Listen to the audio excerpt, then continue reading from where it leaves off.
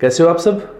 आज एक बार फिर से अपने 12th क्लास की इंग्लिश की फ्लेमिंगो बुक से पोइट्री की एक दूसरी पोइम लेकर आए हैं और पोइम का नाम है आंट जेनिफर इज टाइगर। बेटा आज ये अपनी लास्ट पोइम है। इससे पहले भी अपने सभी पोइम का जिक्र किया है, सभी पोइम के MCQ यानी मल्टी चॉइस क्वेश्चन अपने आपके सामने रखे हैं मैंने।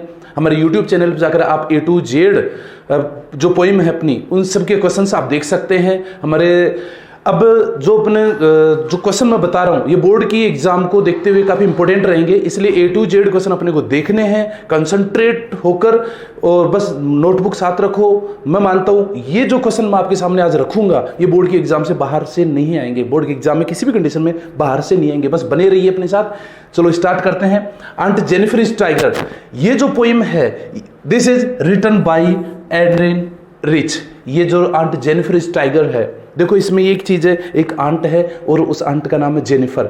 ये अपने इस पोइम में आपने पढ़ा होगा कि उसने एक पैनल बना रखा है, एक पर्दा बना रखा है। उस पर्दे के ऊपर उछल कूद करते हुए जो टाइगर हैं उनकी नक्काशी कर रखी है, उकेर रखा है उन्होंने। बस उन टाइगर्स के बारे में इस पोइम के अंदर बताया गया है, बस बने रहिए। तो this poem means aunt Jennifer is tiger, poem written by Adrienne rich.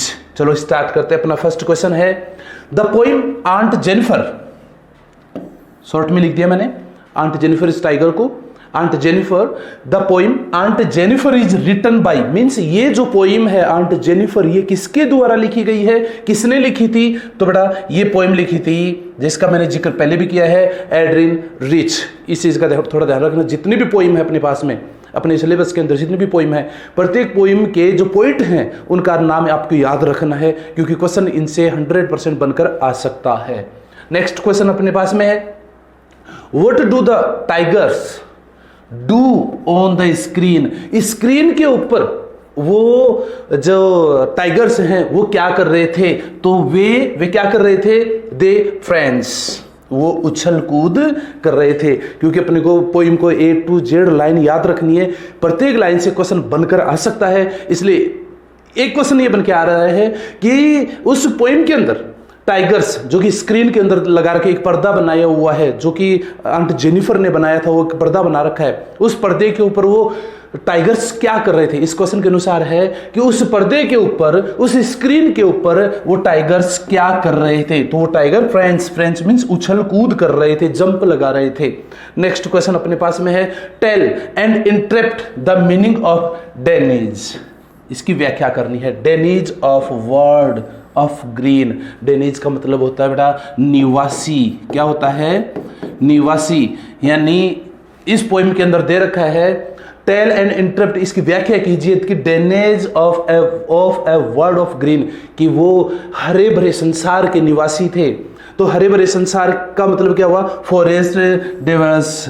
Forest Divers का मतलब होता है कि जो कैंडिडेट जंगल में ही रहता है, चाहे वो पशु हो चाहे इंसान हो, कोई भी हो, जो जंगल के अंदर वास करता है, जंगल का जो निवासी होता है वो फॉरेस्ट डिवर्स होता है। इसका मतलब होता है कि जो एक लाइन थी अपनी पोइम के अंदर, drainage of a world of green, कि जो ग्रीन संसार, जो हरा भरा संसार है उसके निवासी कौन होते हैं? Forest Divers. तो इस थर्ड नंबर के क्वेश्चन का राइट आंसर है C। नेक्स्ट क्वेश्चन अपने पास में है the tigers in the panel. Panel का मतलब वो पर्दा। The tigers in the panel that C made, कि उस पैनल के ऊपर टाइगर्स को बनाया था। किसने बनाया था? सी मीन्स यहाँ पर है जो पोएट है, जो आंट जेनिफर है। आंट जेनिफर के ने उस पर्दे के ऊपर टाइगर्स को उकेरा है, टाइगर्स की नक्काशी की है। तो इसका मतलब है the tigers in the panel, कि टाइगर्स जो पैनल के अंदर है दैट सी मेड, जो कि उसने बनाया था। मीन्स उसका मतलब क्या है? उसका मतलब क्या निकलता है बेटा? तो बी ऑप्शन पे एक बार नजर डालना। यह है the tigers embroidered by Jennifer. Embroiders का मतलब क्या होता है? उकेर रखा है, नक्काशी कर रखी है। यानी एक तरह से यूं मान के चलो कि उसने उस धागे से कैसे भी उस पर्दे के ऊपर उसको बना रखा है। तो यह है, उसका मतलब यह है कि the tigers embroidered by Jennifer. Next question अपने पास में है द वर्ड सिविलिक। एक वर्ड है उस पोइम के अंदर, chivalric. In the context means, chivalric means क्या होता है? देखो सिविलिक मतलब होता है शौर्य, जो पावरफुल आदमी होता है, शौर्यवान, वो होता है शौर्य। तो इसका मतलब होता है honourable and brave. C option देखना, ऑनरेबल एंड ब्रेव, सम्मानीय और बहादुर, इसका ये एक तरह से सिनोनिम्स है कि सिविलिक का सिनोनिम्स क्या होता है, ऑनरेबल एंड ब्रेव। तो इसका मतलब ये है कि इस पोएम के अंदर सिविलिक का मतलब क्या निकलता है, इसका मतलब ये निकलता है कि वो आदमी काफ़ी सम्मानीय है, मजबूत है, शौर्यवान है। इसका मतलब ये होता है honourable and brave. Next question है अपने पास में, how do the prancing tigers look. वो जो उछल कूद कर रहे थे, प्रेंसिंग मीन्स उछल कूद करने वाले टाइगर्स कैसे दिख रहे थे।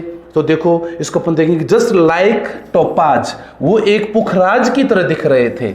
उस पोएम के अंदर अच्छे से पढ़ना बेटा, उसमें नजर आ जाएगा कि जो उछल कूद कर रहे जो टाइगर्स थे वो कैसे दिख रहे थे। वो ऐसे दिख रहे थे जैसे कोई टोपाज, टोपाज मीन्स होता है पुखराज, एक पुखराज की तरह वो दिख रहे थे। नेक्स्ट क्वेश्चन अपने पास में है, denizens of a world of green means, यानी उस वर्ल्ड हरे भरे संसार में रहने वाले निवासियों का मतलब क्या हुआ, रेजिडेंट ऑफ फॉरेस्ट, जंगल में रहने वाले लोग ही डेनिजेंस। आपको मैंने पहले भी बताया था, डेनिजेंस मीन्स होता है निवासी, यानी हरे भरे संसार में रहने वाले लोग कौन है ये, तो जिनका रेजिडेंस फॉरेस्ट के अंदर हो, जिनका रेजिडेंस जंगल के अंदर हो, जो जंगल के वासी हो, वो ही denizens of world of green means होता है।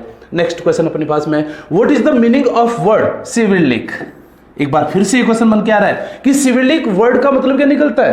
तो इसका मतलब होता है commanding and demanding high respect. जिस आदमी को हाई रिस्पेक्ट की डिमांड होती है वो ही सिविलिक होता है। सिविलिक को मैंने आपको पहले भी बताया था, एक शौर्य पुरुष होता है, शौर्यवान पुरुष होता है, एक बहादुर पुरुष होता है, सम्मानीय आदमी होता है। तो उसका मतलब यह है commanding and demanding high respect, इस सिविलिक का मतलब निकलता है। नेक्स्ट क्वेश्चन अपने पास में है, What do you understand?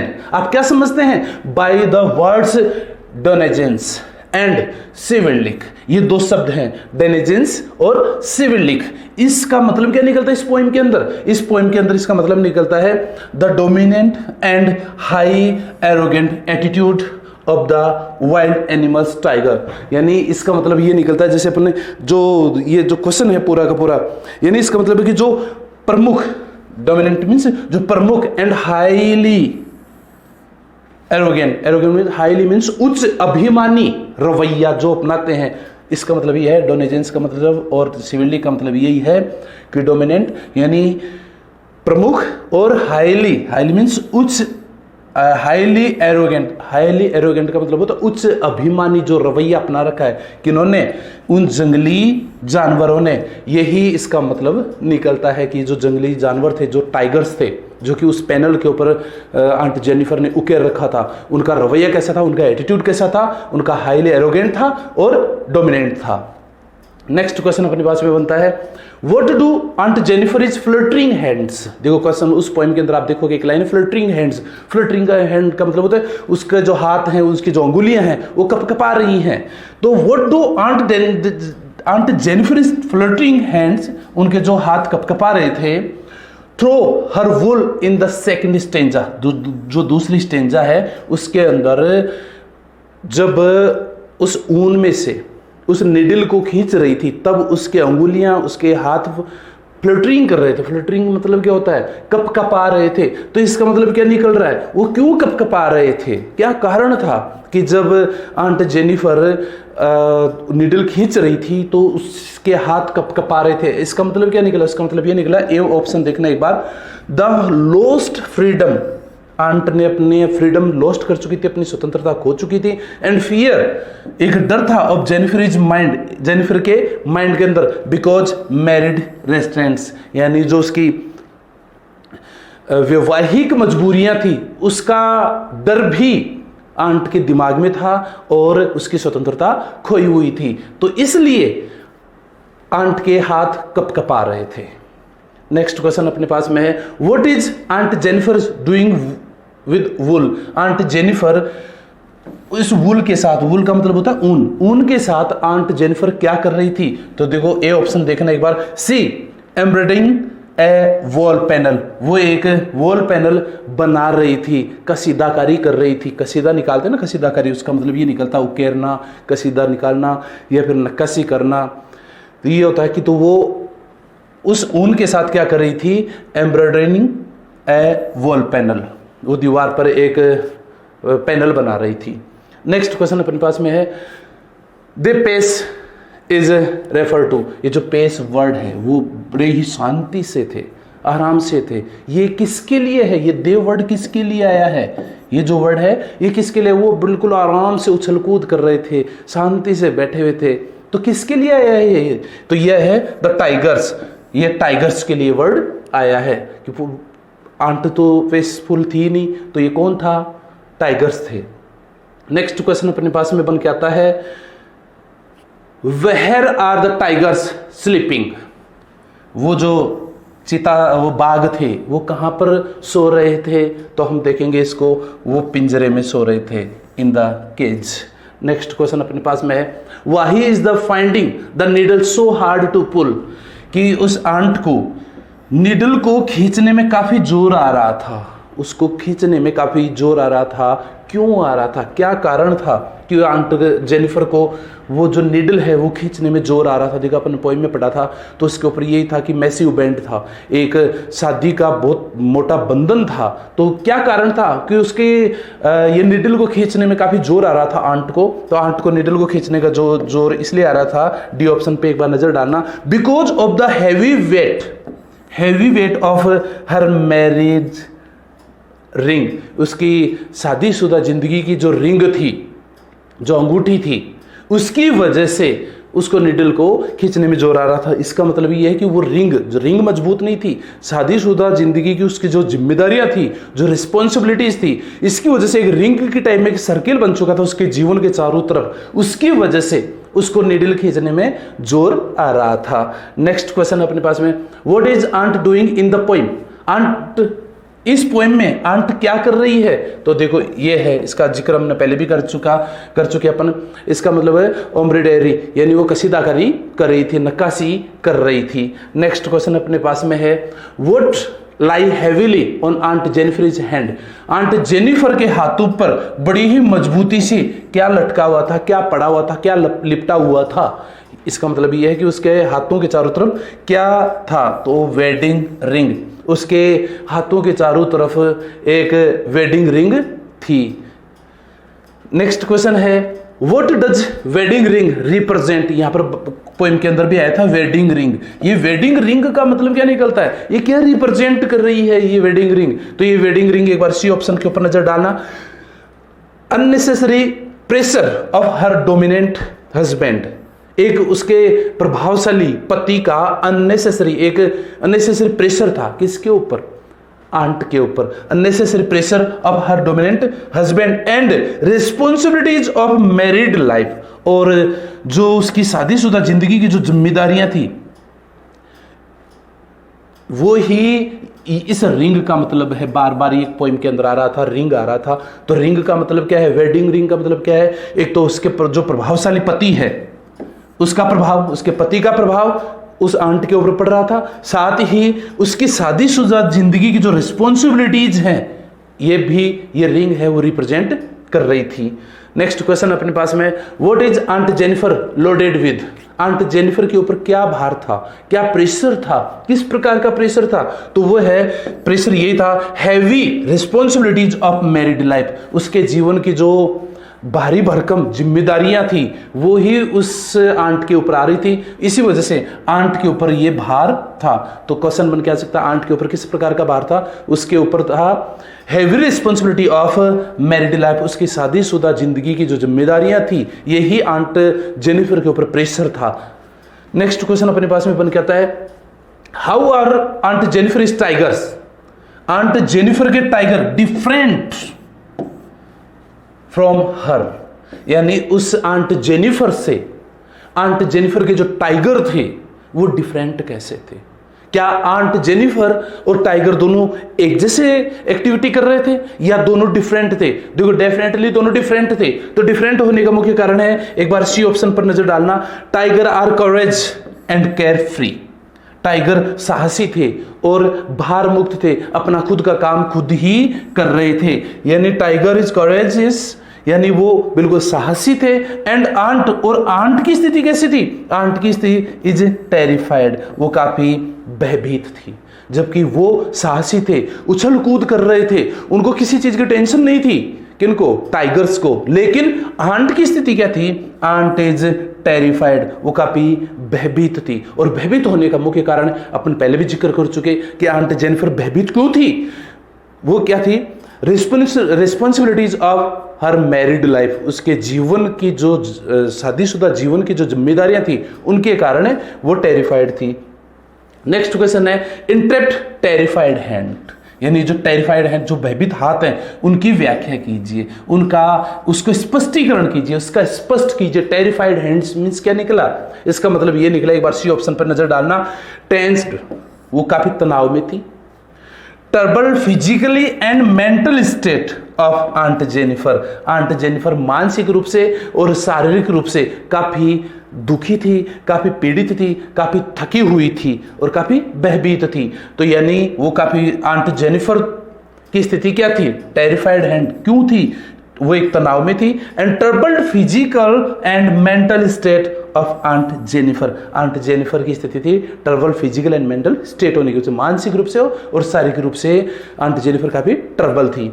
Next question अपने पास में आता है, where do aunt is tiger belong, aunt के जो बाघ थे, जो टाइगर्स थे, वो कहां से बिलोंग करते थे? किससे थे? वो थे वर्ल्ड ऑफ ग्रीन फॉरेस्ट, वो हरे भरे संसार, हरे भरे जंगल से संबंध अपना रखते थे। क्योंकि आप भी मानते हो टाइगर्स कहां रहते हैं? टाइगर्स जंगल में रहते हैं। इसलिए यही है, where do aunt is tiger belong, aunt के जो टाइगर थे वो कहां से संबंधित थे, कहां से संबंध रखते थे? वर्ल्ड ऑफ ग्रीन फॉरेस्ट, वो हरे भरे जंगल से अपना संबंध रखते थे। नेक्स्ट क्वेश्चन है, What did marriage bring for Jennifer, कि उसकी आंट जेनिफर की जो शादी हुई थी वो शादी उसके जीवन में क्या लेकर आई? आंट की शादी होने के बाद में उसके जीवन में क्या हुआ? तो इसके ऊपर एक बार नजर देखो, सी ऑप्शन के ऊपर। लॉस ऑफ फ्रीडम, उसने जैसे आंट जेनिफर की शादी होती है उसने अपनी स्वतंत्रता खो दी। Aunt Jennifer lose off freedom and burden as if she as put on heavy band, और उसके ऊपर एक हैवी बैंड था जो शादी का बंधन था उसकी वजह से, और उसकी वजह से यानी शादी होने के बाद एक हैवी बैंड बन गया, एक शादी का एक बंधन बन गया, वैवाहिक बंधन बन गया उसके हाथों पर। साथ ही उसने अपनी स्वतंत्रता भी खो दी। मीन्स जब क्वेश्चन आ जाता है कि शादी होने के बाद में आंट जेनिफर के जीवन में क्या हुआ, उसके जीवन में यही हुआ कि उसने अपनी स्वतंत्रता खो दी और एक हैवी बैंड का बर्डन उसके जीवन में आ चुका था। नेक्स्ट क्वेश्चन अपने पास में है, what is the wedding band, wedding band क्या था? उसके क्वेश्चन बन के आ सकता है कि बार बार जिक्र हो रहा था इस पोएम के अंदर भी, वेडिंग बैंड मैसिव, यानी जो भारी भरकम मैसिव बैंड था। तो कौन सा बैंड था? ये वेडिंग बैंड का मतलब क्या निकला इसके अंदर? इसका मतलब ये निकला कि सी ऑप्शन पे एक बार नजर रखना, marriage between uncle and aunt, uncle और आंट के बीच में जो शादी हुई थी वो ही वेडिंग बैंड था और कुछ नहीं था। नेक्स्ट क्वेश्चन है अपने पास में, what is the significance of the word ringed, ये रिंग किसकी सूचक है, किसका सूचक है? ये जो रिंग शब्द है वो किसका सूचक है? तो इसका ये सूचक डी ऑप्शन पे एक बार नजर रखना, responsibility that formed circle like a ring surrounding her fingers, यानी उसकी शादी का जो जिम्मेदारियां हैं एक लेडीज की या उस आंट की शादी की जो जिम्मेदारियां थी वो जिम्मेदारियां ऐसे सर्किल बना चुकी थी उसके जीवन में, इस प्रकार राउंड हो चुका था जैसे उसकी अंगुलियों पर कोई रिंग का सर्किल बन गया हो। उसके हाथों पर, उसके अंगुलियों पर जैसे रिंग का कोई सर्किल बन गया हो, ठीक उसी प्रकार से उसकी जिम्मेदारियां भी उसके जीवन के अंदर एक सर्किल बनाकर आ चुकी थी। नेक्स्ट क्वेश्चन अपने पास में है, what is the meaning of word ringed, इस रिंग्ड शब्द का मतलब क्या निकला?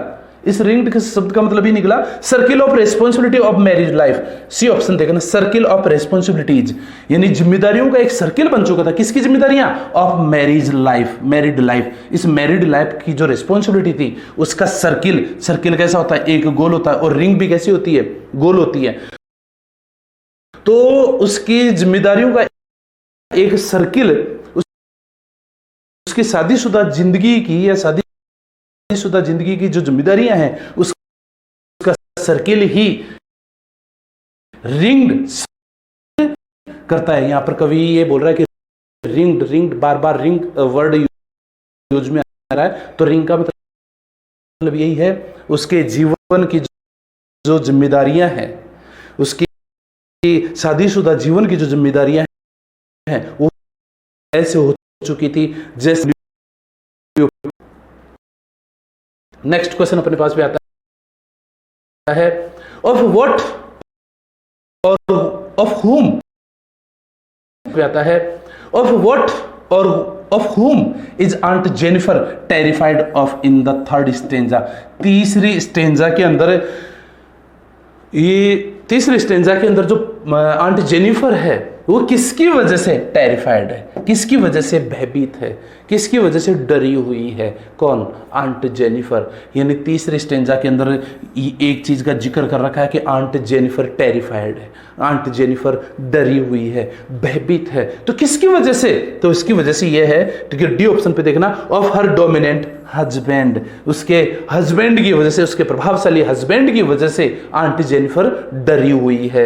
नेक्स्ट क्वेश्चन देखना अपने पास में आता है, what does the image massive weight, massive मतलब होता है भारी भरकम, भारी वर्ड मान लो कि what does the image massive weight of the wedding band means, इसका मतलब क्या निकला? Massive weight of the wedding band एक लाइन है, इसका मतलब क्या निकला? इस लाइन का मतलब क्या निकला? इस लाइन का मतलब यह है कि ए ऑप्शन पे एक बार नजर डालना, wedding band, wedding bond of hard marriage life, उसकी जो हार्ड मैरिज लाइफ है, हार्ड मैरिड लाइफ है, उसका एक जो बंधन बंधा हुआ है, एक वैवाहिक बंधन है, इसका मतलब ये है कि जो उसका वैवाहिक बंधन है वो काफी हार्ड है, काफी मजबूत है। इससे आंट जेनिफर काफी परेशान हो चुकी है, काफी थक चुकी है और उससे काफी भयभीत भी है। तो इस मैसिव वर्ड का मतलब यही है, भारी भरकम इसलिए लग रहा है क्योंकि आंट जेनिफर ने अपनी स्वतंत्रता पूरी तरह से खो दी है, इस वजह से इसको massive weight of the wedding band बोला गया है। नेक्स्ट क्वेश्चन अपने पास में, why is she finding the needle so hard to pull, यानी उस नीडल को खींचने में उसको जोर क्यों आ रहा है, उसको ताकत क्यों आ रही है? वो इसलिए ताकत आ रही है, ये देखो, because of the heavy weight of her marriage life, marriage ring, उस मैरिज रिंग जो है उसकी जो जिम्मेदारियां हैं, रिस्पॉन्सिबिलिटीज है, उसकी वजह से उसको ये काफी हैवी फील हो रहा है कि जिम्मेदारियां बहुत ज्यादा है उसके ऊपर, इसलिए निडल को भी खींचने में आंट जेनिफर को थोड़ी ताकत आ रही है। नेक्स्ट क्वेश्चन अपने पास में है, मैसिव मींस, मैसिव का मतलब क्या होता है? मैसिव मतलब भारी भरकम। तो यहां पर देखो हग, बी ऑप्शन, मैसिव मीन्स हग, हग मीन्स भारी, तो मैसिव मीन्स भी भारी होता है और हग मीन्स भी भारी होता है। नेक्स्ट क्वेश्चन देखो आप, proud and unafraid, proud and unafraid, these two adjective have been used. ये प्राउड और अनअफ्रेड वो निडर हैं, प्राउड गर्व रखते हैं वो अपने आप में, ताकतवर हैं, वो डरते नहीं है किसी से। ये वर्ड्स, ये जो दो वर्ड आए हैं अनअफ्रेड और प्राउड, ये किसके लिए हैं, किसके एडजेक्टिव हैं? तो देखो सीधी सी बात है, ये प्राउड एंड अनअफ्रेड वो निडर है, कौन? टाइगर्स। तो ये वर्ड जो आए हैं वो टाइगर के लिए हैं। लेकिन अब आप ये देखो, वो टाइगर फॉरेस्ट वाले टाइगर हैं या कहीं और रहने वाले? तो देखो इसमें डी ऑप्शन पे एक बार नजर डालना, the tigers on the panel, जो पैनल के ऊपर टाइगर हैं उनका जिक्र किया गया है इसके अंदर कि वो जो टाइगर हैं वो अनअफ्रेड हैं, वो प्राउड फील कर रहे हैं अपने आप में।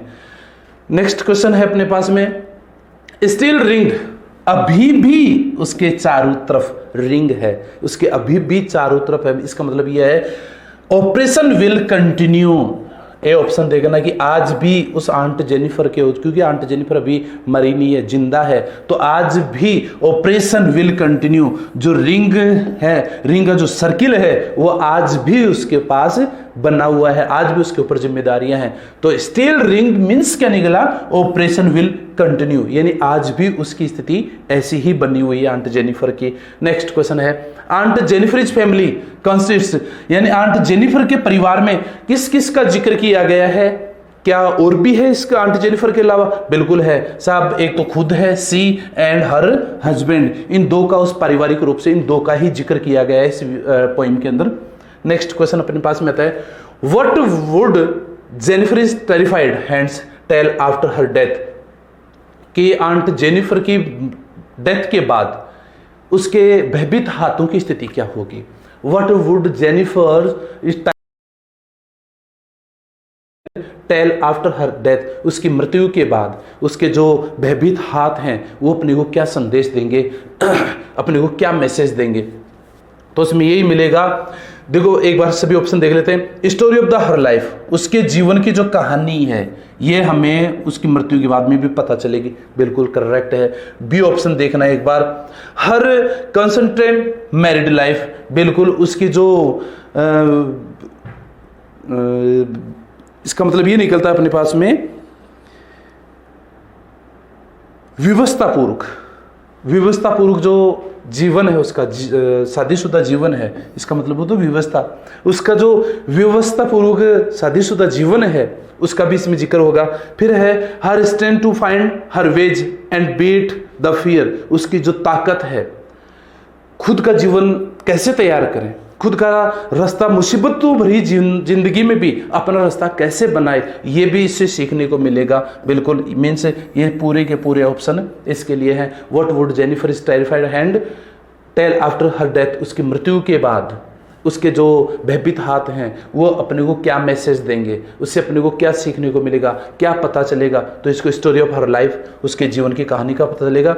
हर कंसंट्रेट मैरिड लाइफ, और उसकी जो व्यवस्थापूर्ण जो जिंदगी है, शादी की जो व्यवस्था है उससे भी अपने को पता, उसका भी पता चलेगा। Her stand to find her ways, अपना खुद का जीवन कैसे यापन किया जाए ये भी इससे पता चलेगा। एंड बीट द फियर्स, और डर को कैसे दूर किया जाता है, डर को कैसे भगाया जाता है, ये भी आंट जेनिफर से अपने को पता चलेगा। नेक्स्ट क्वेश्चन अपने पास में, how are tigers describe in the poem, इस पोइम के अंदर जो टाइगर हैं, टाइगर क्या वर्णन कर रहे हैं, क्या पता चलता है इन टाइगर्स से? तो टाइगर्स का देखो पता चलता है एज फेरिशियस, फियरलेस और सिविलिक, मीन्स ये तीनों ही इस जो टाइगर्स हैं इनकी विशेषताएं हैं कि वो फेरिशियस हैं, फियरलेस हैं और सिविलिक हैं, मीन्स ये डी ऑप्शन इनका राइट रहेगा। फिर अपने पास में है नेक्स्ट क्वेश्चन है, what did marriage bring for Jennifer, Jennifer के जीवन में ये शादी क्या लेकर आई? तो देखो सी ऑप्शन पे एक बार नजर रखना, loss of freedom and burden as if she as put on heavy band, उसके जीवन का जो स्वतंत्रता है और उसके जीवन में उस हैवी बैंड का जो बर्डन है यही उसके जीवन में है कि एक तो हैवी उसकी शादीशुदा जिंदगी का बर्डन, शादीशुदा होने की वजह से बर्डन, साथ ही उसकी स्वतंत्रता को खो देना, यही इस पोइम के अंदर उसकी मैरिज लेकर आई है। नेक्स्ट क्वेश्चन अपने पास में, what is presented through uncle is characters, इस पोइम के अंदर अंकल का कैरेक्टर कैसा शो किया गया है? तो इसमें शो किया गया है मैड चविंजिम। तो चविंजिम मतलब क्या होता है, यानी जो पुरुषों का जो एक वर्चस्व है, पुरुष वर्चस्व है, ये इसके अंदर शो किया गया है। नेक्स्ट क्वेश्चन अपने पास में बन के आता है, why are tigers give the name aunt Jennifer tiger, कि टाइगर्स जो दे रखे हैं उस पैनल के ऊपर जो टाइगर बना रखे हैं उनको आंट जेनिफर के टाइगर क्यों बोला गया है? वो इसलिए बोला गया है क्योंकि एक ये ऑप्शन देखना, because she created them as an expression to her inner feeling, अपनी अंदरूनी फीलिंग्स को एक्सप्रेस करने के लिए, अपने अंदरूनी फीलिंग्स को प्रकट करने के लिए आंट जेनिफर ने ये टाइगर्स खुद ने बनाए थे। किसके ऊपर? पैनल के ऊपर। नेक्स्ट क्वेश्चन है, does aunt Jennifer need sympathy, क्या आंट जेनिफर को सिंपैथी की जरूरत थी या जरूरत है? इस पोएम के अंदर देखना, क्या आंट जेनिफर को, क्योंकि अपने पूरी पोएम पढ़ी है, पूरी पोएम पढ़ने के बाद में अपने को पता चला है क्या आंट जेनिफर को सिंपैथी की जरूरत है? बिल्कुल यस। तो अपन बोलेंगे हाँ वैसे सिंपैथी की तो जरूरत है, लेकिन नो ये भी नहीं है। एक बार सी ऑप्शन पे नजर डालना, नो नहीं, मोर देन सिंपैथी, सिंपैथी से भी ज्यादा, सिंपैथी तो चाहिए उसको, लेकिन सिंपैथी से भी ज्यादा, मोर देन सिंपैथी, सी डिजर्व प्रेसेस, वो प्रशंसा की पात्र है, यानी सिंपैथी से भी ज्यादा जो आंट जेनिफर है वो प्रशंसा की पात्र है। प्रशंसा की पात्र होने का मुख्य कारण है कि मुसीबतों से कैसे लड़ा जाता है, मुसीबतों में भी अपना जीवन कैसे जिया जाता है, ये आंट जेनिफर से सीखे। तो आंट जेनिफर को सिंपैथी की जरूरत नहीं है, उसकी प्रशंसा की जानी चाहिए। सी डिजर्व प्रेजेंस, वो उसकी प्रशंसा की जानी चाहिए। नेक्स्ट क्वेश्चन है, what is the purpose of creating animals which are completely a contrast to aunt is character. यानी इस पोइम के अंदर एनिमल्स को शो किया गया है, एनिमल्स को क्रिएट किया गया है, जबकि वो पूरे के पूरे एनिमल्स जो टाइगर्स हैं वो आंट जेनिफर से बिल्कुल विपरीत है। कंट्रास्ट, वो आंट जेनिफर से स्वभाव में मानो, चाहे उसकी एक्टिविटी में मानो, आंट और जो टाइगर्स के बीच में अगर अपन कंपैरिजन करें तो दोनों की एक्टिविटी डिफरेंट है। फिर भी इस पोइम के अंदर उनको क्यों क्रिएट किया गया है, किनको, उन एनिमल्स को क्यों क्रिएट किया गया है? तो एक बार ए ऑप्शन पे नजर डालना, to show her strength, aunt Jennifer की स्ट्रेंथ, उसकी ताकत दिखाने के लिए, and ability of not giving up in the face of difficulties, यानी डिफिकल्टीज में भी अब कैसे सामना किया जाए, कैसे अपना जीवन यापन किया जाए, ये इस पोइम में दिखाया गया है।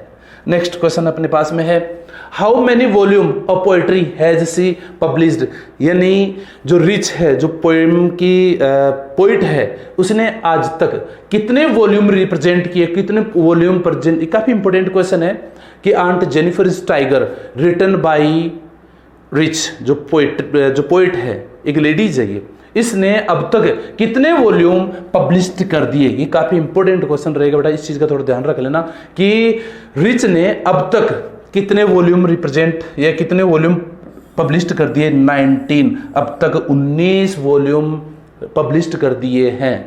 नेक्स्ट क्वेश्चन अपने पास में है, which figure of speech is use in the line, यहां से bright topaz denizens of a world of green, यानी वो पुखराज, चमकते हुए पुखराज हरे भरे संसार में रहते हैं, ये कौन सा फिगर ऑफ स्पीच है? आपको इसके बारे में पहले बताया कि हरे भरे संसार के अंदर वो चमकते हुए पुखराज रहने लग गए, यानी टाइगर्स को पुखराज की संज्ञा दी गई है, और वो भी कौन से पुखराज? चमकते हुए पुखराज, यानी डायरेक्ट ही उसको रूप दे दिया गया है। तो इसको बोलते हैं अपन मेटाफर, यानी ये जो लाइन है, bright topaz denizens of a world of green, ये कौन सा फिगर ऑफ स्पीच है, कौन सा लिटरेरी डिवाइस है? तो यह है मेटाफर। अपने इससे पहले वाली पोएम के अंदर मैंने आपको बता चुका हूं, मैं आपको अल्ट्रेशन किसे कहते हैं, रिपीटेशन किसे कहते हैं, और पर्सनिफिकेशन किसे कहते हैं, यानी ये मेटाफर है। डायरेक्ट ही रूप दे दिया कि वो चमकते हुए पुखराज जो कि जंगल में, हरे भरे जंगल के निवासी हैं। नेक्स्ट क्वेश्चन अपने पास है, what is the rhyme scheme of the poem, इस पोएम की राइम स्कीम क्या है? A B B. देखो बेटा, राइम स्कीम किसे कहते हैं, काफी इंपॉर्टेंट चीज है। यानी राइम स्कीम ये कि लाइन नंबर 1, 2, 3, 4, 5 और 6, ऐसे मान लो ये पोएम की लाइंस हैं। आपको मैं थोड़ा सा स्पीडली बताऊं, हालांकि राइम स्कीम बताने के लिए एक पूरी पोएम चाहिए, लेकिन आपको मैं थोड़ा सा स्पीड से बता देता हूं। यानी अगर ऐसे 6, 7, 8 लाइन, कितनी भी लाइन की हो सकती है एक पोइम, बस अपने को इस लाइन के अंतिम वर्ड्स के ऊपर नजर रखनी है। अंतिम वर्ड्स कौन से आ रहे हैं? जैसे मान लो कोई भी वर्ड आ गया है ना, जैसे फर्स्ट ये लास्ट वर्ड देखो, विंग, विंग आ गया, और लास्ट फिर आ जाए रिंग, तो विंग और रिंग का साउंड एक जैसा है, तो इसलिए अपने इसको क्या कर देंगे, ए का नाम दे देंगे, ए, ठीक है ना। फिर आ जाए पोज, पूज जाए, और आ जाए लूज, तो ये और ये इनका साउंड दोनों का अलग निकलता है, लेकिन इसका और इसका दोनों का सेम निकलता है। इसको अपन क्या कर देंगे, बी नाम दे देंगे सेम साउंड को। इसलिए ये जो पोइम है वो उसके अंतिम लाइंस के ऊपर, अगर अपन अंतिम लाइंस जो इस पोइम की जो लाइन है उनके अंतिम वर्ड्स के ऊपर अपन नजर डालते हैं, तो वो पहली लाइन और दूसरी लाइन का साउंड सेम निकलता है। सेम निकलने की वजह से अपन उसको ए दे देंगे, तो पहली लाइन को ए, दूसरी लाइन को भी ए। फिर तीसरी और चौथी लाइन का साउंड सेम निकलता है, इसलिए इसको बी और इसको बी, बी। अगर पांचवी और छठी लाइन का भी साउंड सेम निकलता है तो इसको सी और इसको सी। सातवीं और आठवीं का साउंड सेम निकलता है तो इसको डी, इसको डी। तो इस पोएम की राइम स्कीम क्या हो सकती है, क्या है वो अपन जब देखते हैं तो ए ए बी बी। और इसका ए बी का मतलब क्या निकलता है कि पहली लाइन और दूसरी लाइन, तीसरी और चौथी लाइन, इनका साउंड पहली और तीसरी का सेम, दूसरी और चौथी का सेम, तब ये ए बी हो जाएगा। ठीक है।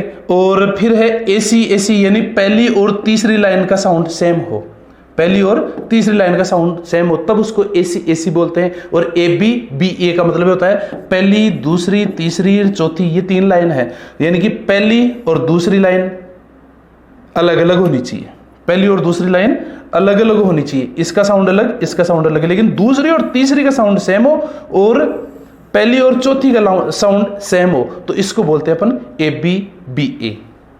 नेक्स्ट क्वेश्चन अपने पास में आता है, what are the symbol used in the poem. इस पोइम के अंदर कौन कौन से सिंबल्स को यूज लिया गया है। तो देखो एक बार पहला ऑप्शन देख लेते हैं, टाइगर्स बिल्कुल लिया गया है, ब्राइट टोपाज को भी यूज में लिया गया है, अंकल इज वेडिंग बैंड को भी यूज में लिया गया है, फ्लटरिंग वूल को भी लिया गया है, रिंग्ड विद ऑर्डियल को भी यूज में लिया गया है। मीन्स ये पूरे के पूरे ऑप्शन लिए गए। तो बस बड़ा ये क्वेश्चन काफी इंपॉर्टेंट बन के आ सकता है, क्योंकि ये शॉर्ट टाइप क्वेश्चन भी बन के आ सकता है, तो ऑब्जेक्टिव बन के आ सकता है। शॉर्ट टाइप, ये जो बेटा मैं जितने भी आज तक मैंने क्वेश्चन बताए सभी पोइम के, उसमें शॉर्ट टाइप क्वेश्चन बनने की पूरी संभावना है। इसलिए जिनके ऑप्शन हैं, जिनके D option means all above, अगर पूरे के पूरे ऑप्शन आ रहे हैं तो वो पूरे के पूरे अपने को लर्न करने हैं। तो आप देखिए, व्हाट आर द सिंबल्स, इस पोइम के अंदर aunt Jennifer is tiger poem के अंदर कौन कौन से सिंबल्स को यूज में लिया गया है। तो अपने को आंसर शॉर्ट टाइप क्वेश्चन के अंदर भी लिखना है, tiger, bright topaz, uncle is wedding band दिया गया है, फ्लटरिंग वूल दे रखा है, रिंग्ड विद ऑर्डियल, ये सारे सिंबल उसमें यूज में ले रखे हैं। नेक्स्ट क्वेश्चन अपने पास में है, what do the tiger in the poem symbolize. इस पोइम के अंदर टाइगर किसके सिंबल हैं, इस पोइम के अंदर टाइगर किसके सिंबल हैं। तो देखो, फीलिंग ऑफ लिबर्टी बिल्कुल सही है, प्राइड के भी सिंबल है, सेल्फ रिस्पेक्ट के भी सिंबल है। मीन्स ये पूरे के पूरे सिंबल टाइगर्स शो कर रहे हैं, tigers feeling liberty, tigers pride feel कर रहे हैं और टाइगर्स सेल्फ रिस्पेक्ट भी मांग रहे हैं। यानी इस पोइम के अंदर टाइगर्स किसके सिंबल हैं, लिबर्टी के, प्राइड के और रिस्पेक्ट के। बस बेटा आज के क्वेश्चन यही समाप्त होते हैं। अब मैं आपसे ये उम्मीद करता हूं कि पूरी की पूरी पोइम के क्वेश्चन आप अच्छे से एक बार दोबारा से रिपीट कर लेना, ताकि आपके क्वेश्चन कहीं आपके आंसर शानदार बने, बोर्ड के एग्जाम में आप पूरे मार्क्स लो। मेरी बस यही शुभकामनाएं आपके साथ हैं।